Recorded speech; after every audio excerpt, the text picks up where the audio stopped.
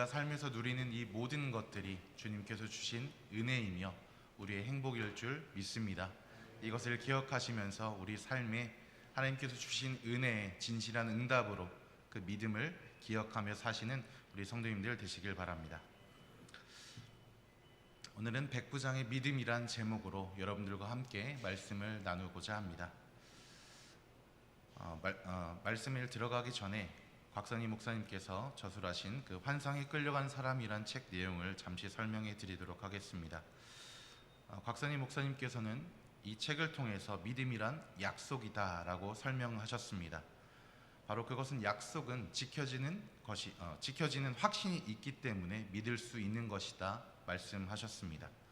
그래서 우리가 종이에 불과한 수표를 사용할 수 있는 것도 돈과 바꿀 수 있는 그러한 확신이 있기 때문에 돈과 같은 가치를 지니는 것이다 말씀하셨습니다. 하나님께서 우리에게 주시는 복, 우리에게 주시는 우리와 함께 하시는, 그리고 우리와 함께 역사하시는 것도 이와 같습니다. 바로 하나님께서 직접 쌓아내신 그런 약속 어음을 주시는 것과 같다는 의미입니다. 그래서 우리는 이 약속을 얼마나 신실하게 믿고 이것을 간직하여 삶을 사는 것이 중요하다고 할 수 있겠습니다. 그래서 하나님께서 우리 삶에 바라시는 것은 하나님께 받은 그런 약속어음, 그 약속을 기억하며 그리스도를 닮아가는 삶을 살아가는 것입니다. 그러한 삶의 모습이 하나님께 받은 약속에 대한 진실한 응답이라 할 수 있으며 이것을 바로 믿음이다 라고 할 수 있는 것입니다. 그래서 오늘 한 사람의 삶을 살펴보고자 합니다. 그래서 그의 삶에 나타난 그 믿음이란 무엇인지 함께 알아보는 시간 갖도록 하겠습니다. 하나님께서 주신 그 복에 대해 우리의 삶에서 나타나야 할 그런 진실한 응답에 대한 것은 바로 첫 번째, 예수님을 주라 고백하는 데 있습니다. 누가복음 7장과 그리고 오늘의 본문 말씀의 병행 구절인 마태복음 8장에서 이 백부장은 예수님을 주라 고백하고 있습니다. 이 백부장이 예수님을 주라 이렇게 고백하는 것은 아주 중요한 의미가 있습니다. 바로 그것은 로마 제국에는 가이사, 황제 이외에는 주가 없기 때문인 것입니다. 이 로마 제국은 많은 신들을 섬길 수 있는 다신교 국가였으나 황제 숭배 사상이 있던 로마에서 주라는 표현은 가이사, 즉 황제 이외에 쓸 수 없는 표현이었습니다. 그래서 아직 기독교가 로마의 국교, 로마에 인정받는 그런 종교가 되기 이전에는, 특히 초대교회 시대에는 황제가 주님이 아니고 예수님을 주님이라 고백한 일로 옥에 갇히고 사제의 밥이 되거나 심지어 화형을 당하기까지도 하였습니다. 그런 상황에서 로마 군인이 예수님을 주님이다 라고 고백하는 것은 아주 위험천만한 일이었습니다. 백부장의 이 고백은 바로 어떤 불이익이 나에게 닥치더라도 예수님을 주님으로 나의 주인이다 인정하며 그런 삶을 살아가겠노라 고백하는 믿음의 표현인 것이었습니다. 바로 주님이 내 삶의 주인임을 인정하며 내 삶의 방향을 예수님의 가르침대로 살아가겠노라 고백하고 있는 것입니다. 당시 예수님은 그다지 유명한 사람이 아니었습니다. 갈릴리 출신의 목수의 아들로서 학벌도 없고 그리고 집안조차 보잘것 없던 집안이었습니다. 그리고 돈도 없었습니다. 일종의 무명이었던 사람이었습니다. 그리고 또한 로마 군인이 볼 때는 식민지 나라의 백성 중에 한 사람일 뿐이었던 것입니다. 그런 예수님을 오늘 백부장을 주님이다 라고 고백하고 있는 것입니다. 우리 성도님들께서는 예수님을 무엇이라 고백하고 계십니까? 여러분들의 삶의 주님, 주인이다 고백하고 계십니까? 오늘의 백부장의 고백처럼 내 삶의 주인이다 고백하시는 성도님들 되시길 바랍니다. 오늘 말씀을 살펴보면 백부장은 나의 주인이신, 나의 주님이신 예수님께 도움을 구하고 있습니다. 요청하고 있는 것이죠. 특히 백부장이 주라고 고백하고 있는 이 주의 원어를 살펴보면 바로 유대인들이 하나님을 지칭할 때 사용하는 말로 그렇게 지칭하고 있습니다. 즉 백부장은 예수님을 하나님으로 인식하고 지칭하고 있었다는 말이 되는 것입니다. 바로 예수님을 황제보다 더 높은 분임을 믿고 자기 삶에서 고백하고 있음을 우리는 알 수 있는 것입니다. 이렇게 하나님이신 예수님을 주님, 나의 주인이라 고백하며 백부장은 자신의 삶의 문제를 예수님 앞으로 들고 나오고 있습니다. 주님께 내 삶의 문제를 들고 나온다면, 그것을 주님께 아뢰다면 문제 해결에 확신이 있었기 때문인 것이지요. 그래서 예수님을 주님이다, 나의 주인이라 이렇게 믿는다면 그분께 나의 삶에 나의 문제를 들고 나와야 합니다. 그리고 그분께 모든 것을 맡겨 드려야 합니다. 예수님을 믿는 우리들에게도 문제가 생깁니다. 하나님의 뜻대로 사는 것 같은데 어려움이 우리에게 닥쳐옵니다. 사소한 일들은 내가 알아서 할 수도 있고 주위 성도들의 도움을 받아서 그 문제를 해결할 수도 있습니다. 그리고 우리는 그렇게 해결해 왔습니다. 그러나 내 스스로, 그리고 아무리 도움을 받아도 해결할 수 없는 문제들이 간혹가다 생깁니다. 그럴 때 우리는 어떻게 하면 좋을까요? 바로 오늘 이러한 모습을 백부장이 아주 잘 보여주고 있습니다. 바로 백부장처럼 예수님께 나와 나의 문제를 아뢰는 것입니다. 나와 우리의 주인이신, 그리고 주님 대신 예수님 찬스를 우리는 사용해야 하는 것입니다. 우리가 아르바이트나 직장의 직원으로 일하고 있을 때를 한번 생각해 보겠습니다. 실수나 잘못으로 인하여 그런 문제가 생겼을 때 문제를 해결하는 사람은 누구입니까? 아르바이트생입니까? 아니면 직장의 직원들이 그 문제를 나서서 해결합니까? 내 선에서 그런 문제들, 특히 고객의 그런 불평, 불만을 내 선에서 해결하면 아주 좋을 텐데 그러지 못할 때가 있지요. 고기를 왜 이렇게 구웠느니, 이 고기는 도대체 어디 거냐며 아르바이트생을 못살게 굴 때도 있고, 신종언으로 갑질을 하면서 손님은 왕이다 하면서 아르바이트생을 곤란에 처하게 할 때도 있을 것입니다. 그럴 때마다 그 문제를 해결하는 사람이 누구입니까? 바로 그 가게의 사장이 되는 것이죠. 그래서 사장이 직접 나와서 고객님 어떤 것 때문에 그러시죠? 그 한마디로 인해서 그 아르바이트생은 어떻게 되는 것이죠?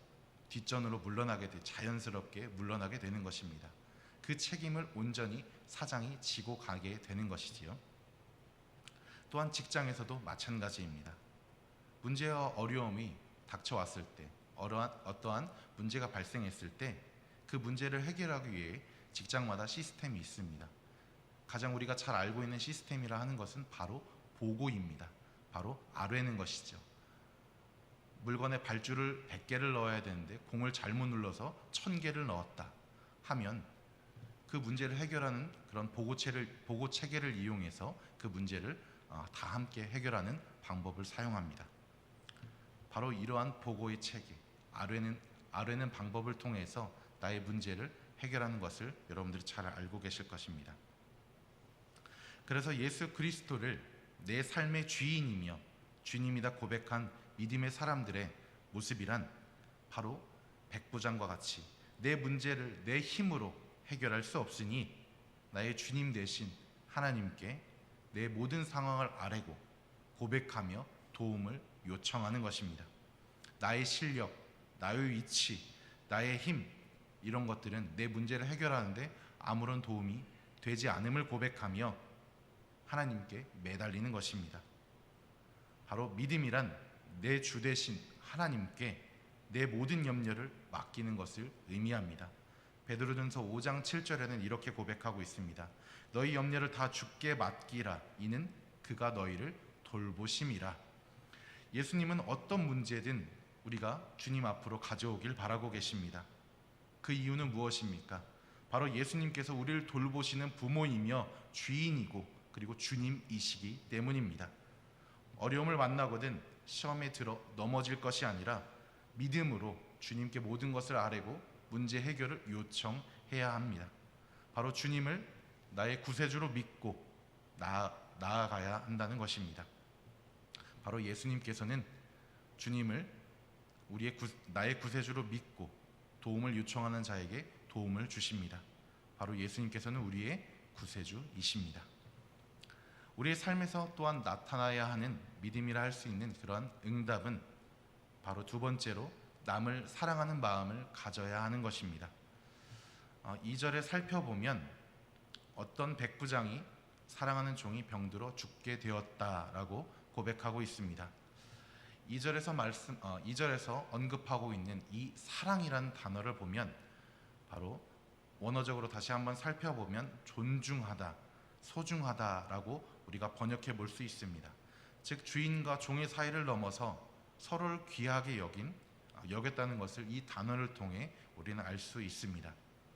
이것은 백부장이 자신의 종에게 대하는 행동이 단지 윗사람이 아랫사람에게 그런 후대하고 좀 잘해주는 정도의 소극적인 배려와 사랑의 차원이 아니라 오히려 윗사람이 자신을 낮추어 섬기는 자세로 종을 소중하게 대했다는 것을 의미하는 것입니다. 그 당시 사회적인 통념으로 볼 때 어떠했을까요? 말이 되는 행동이었을까요? 말이 안 되는 행동이지요. 주인과 종의 사이의 관계는, 이러한 백부장의 그런 관계는 당시 피지배 민족, 즉 식민지 지배를 당하고 있던 이스라엘, 유대 민족을 감동시키고도 남을 만한 그런 큰 이슈였을 겁니다. 오늘 백부장과 종의 관계는 지금도 충분히 이슈라 할 수 있습니다. 지금은 그 둘의 관계를 주인과 종의 관계로 보는 것이 아니라 고용주와 피고용인의 관계라 할 수 있을 것입니다. 그러한 관계임에도 불구하고 서로 간에 수직적인 관계가 아니라 수평적인 관계를 유지하며 서로를 존중하는 관계임을 볼 때 현재에도 이러한 백부장과 종의 관계는 큰 이슈다 할 수 있습니다. 백부장은 자신이 큰 권력을 갖고 있음에도 불구하고 이러한 종을 사랑하고 존귀하게 여겼습니다. 그리고 백부장의 사랑과 그런 배려의 모습은 이런 종에게뿐만 아니라 모든 유대인에게도 포함되었습니다. 5절에서 이렇게 설명하고 있습니다. 그가 우리 민족을 사랑하고 또한 우리를 위하여 회당을 지었나이다 하니, 바로 유대인의 장로들은 오늘 예수님 앞으로 나왔습니다. 바로 백부장의 종을 고쳐달라는 청원을 하기 위해서, 요청을 하기 위해서 나온 것이지요. 백부장의 종을 고쳐달라 하면서 이렇게 5절의 이유를 들어 설명하고 있습니다. 바로 백부장은 이렇게 좋은 사람이니 도움을 주시옵소서 요청하고 있는 것이죠.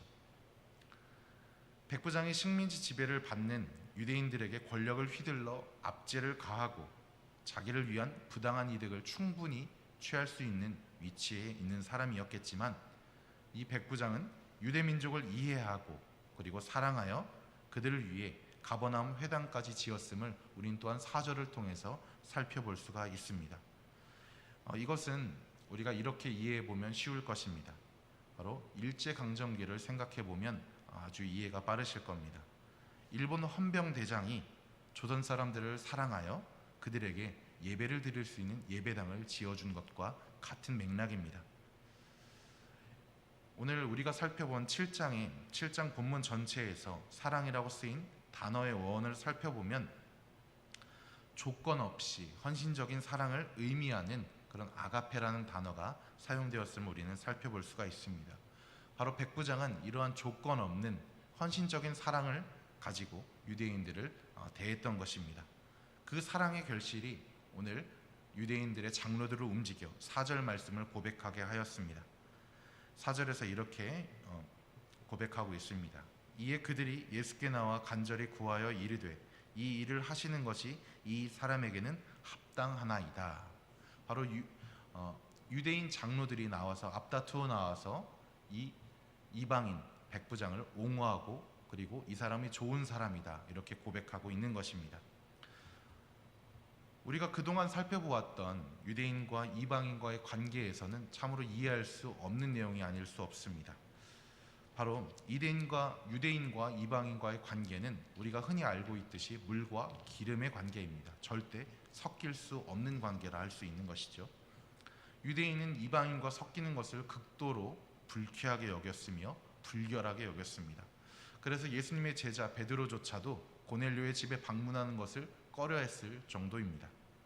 그러나 오히려 오늘 말씀 4절을 통해서 유대인들이 오히려 이방인 백부장의 사랑에 감동하여 예수님 앞에 스스로 섰음을 우리는 살펴볼 수가 있습니다.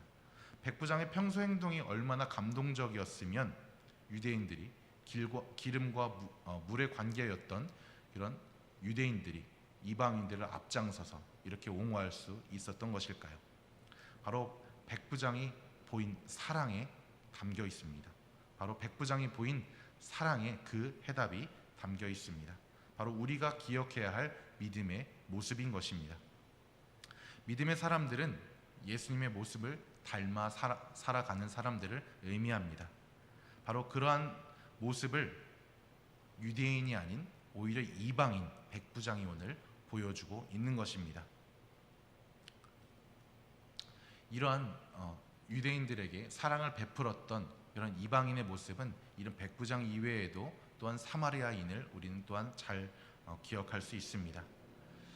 하나님을 잘 아는 유대인들은 강도를 만나 죽어가는 사람들을 보고 자기만의 그럴듯한 이유로 그를 지나쳐 버렸지만 오히려 그를 구한 것은 이방인이라 손가락질 받았던 사마리아인이었습니다.